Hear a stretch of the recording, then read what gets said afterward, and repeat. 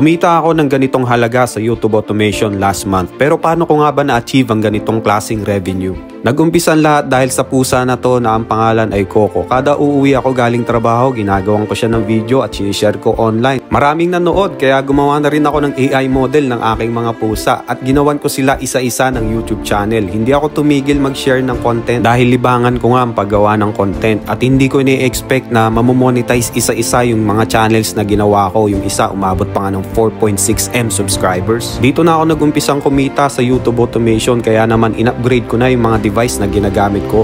Mas nabibigyan ko na ng time ang aking sarili dahil nag-resign na ako sa aking 9 to 5 job. Eto na yung pakaramdam ko para akong isang ibon na nakawala sa hawla at nag-umpisa na akong mag-explore sa magagandang lugar sa Pilipinas. Dahil kahit nasaan man ako, nagagawa ko pa rin mag-YouTube automation at tuloy-tuloy pa rin ang monthly revenue. Ang pinaka-importante sa lahat ay nabibigyan ko na ng time ang aking sarili kasama ang aking pamilya. Hindi madali ang YouTube automation sa una dahil marami kang challenges na pagdadaanan. Pero kung meron kang inspirasyon at tamang guide, maaari kang magtagumpay sa YouTube automation. Kaya naman gumawa ako ng full course na makakatulong sa iyo. Pwede ito sa cellphone, tablet at PC. Marami nang natulungan ng course na to at na-monetize na. Kung gusto mong mapabilang sa kanila, mag-comment ka lang ng YTA or i-click mo yung link sa bio for full details. Posibleng matupad ang mga pangarap mo sa content creation pero hindi mo malalaman kung hindi mo susubukan.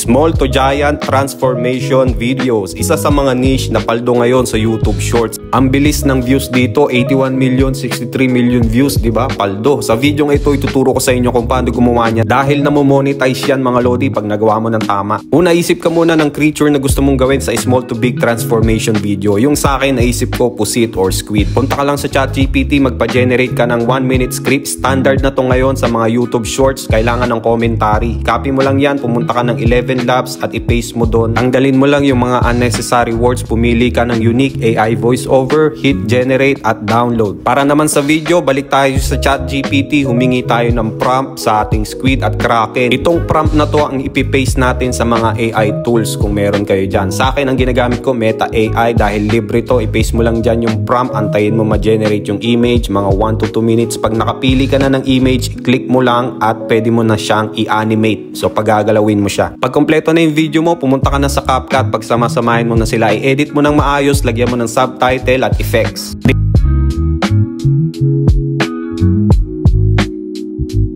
Tatlong AI tools na makakatulong sa inyo sa paggawa ng content. Disclaimer lang, hindi ito sponsored. I-share ko lang sa inyo yung tatlong tools na ginagamit ko sa paggawa ng content. Dahil pag ginagamit mo sa tama ang AI, pwede kang kumita. So stay tuned. Unang tools na ginagamit ko is yung ChatGPT. Dito ako nagpapa-generate ng mga image na ginagamit ko sa mga content. Dito rin ako nagpapa-generate ng prompt. Pati yung mga script ko sa aking mga voiceover, dito ko rin kinukuha. Ito rin ang ginagamit ko sa paggawa ng mga thumbnail sa aking mga YouTube video. Ang gamit ko dito ay free account lang, ayan, pero limited lang yan per day. Pangalawang AI tools na ginagamit ko ay yung Meta AI. Una, libre lang to. Pangalawa, nakakapag-generate to ng images at videos. Yung video neto, low quality lang at hanggang 4 seconds lang yung kayang ma-generate. Pero okay lang kasi libre lang naman, di ba? Pangatlong AI tools na ginagamit ko ay yung Veo. Ito ay gawa ng Google, ang may-ari mismo ng YouTube. So kapag medyo seryoso ka na sa content creation, marirecommend ko to sa'yo dahil may sound ang AI generated videos neto. Pero hindi to libre mga lodi, ayan, may bayad yan every month.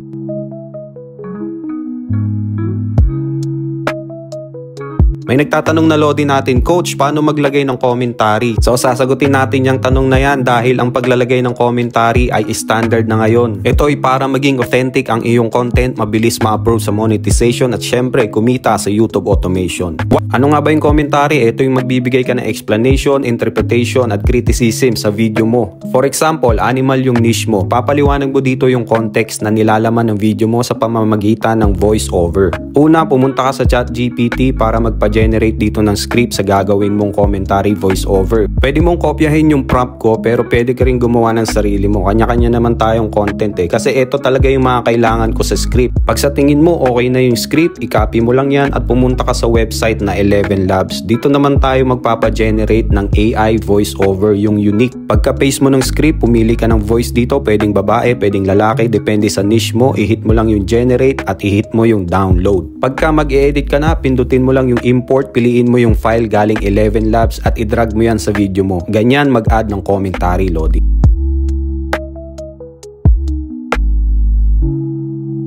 Sigurado ako dumaan na to sa mga FYP nyo. Flood control projects ng gobyerno.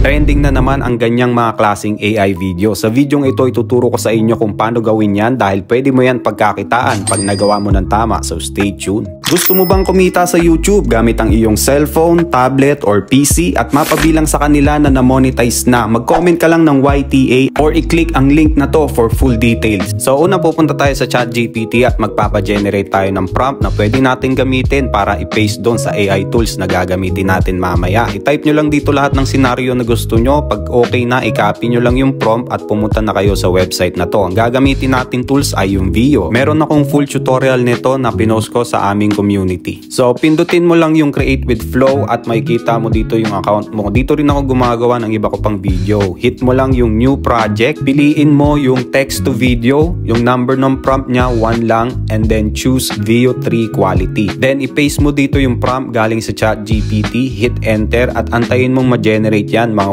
1 to 5 minutes. Ipapakita ko sa inyo yung sample. Binaha na naman tayo mga Lodi, pero laban lang ng patas.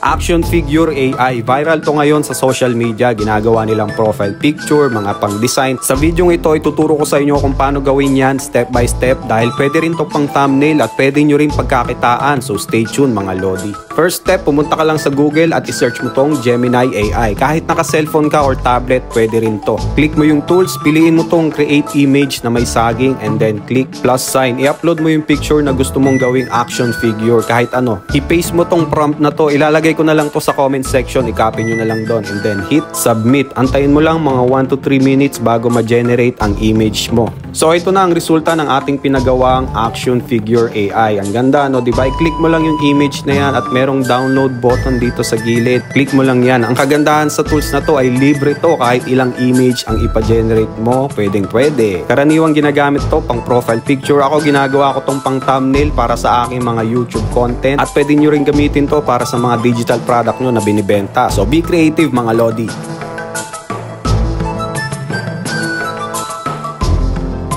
AI is Slicing Planet video. Isa to sa mga niche na nagva-viral ngayon sa YouTube Shorts. Marami ang nanonood nito at inaabot talaga ng million views. Dito nga na-monetize ang isa nating member. Sa video ito, ituturo ko sa inyo kung paano gumawa niyan at pagkakitaan. So stay tuned. So napumunta ka sa ChatGPT, dito nagpa-generate na ako ng prompt para sa ating AI Planet Slicing video. Pwede mo na rin i-copy to, ilalagay ko sa comment section. Pagka-copy mo niyan, pumunta ka sa website na to. Pwede to sa cellphone or PC.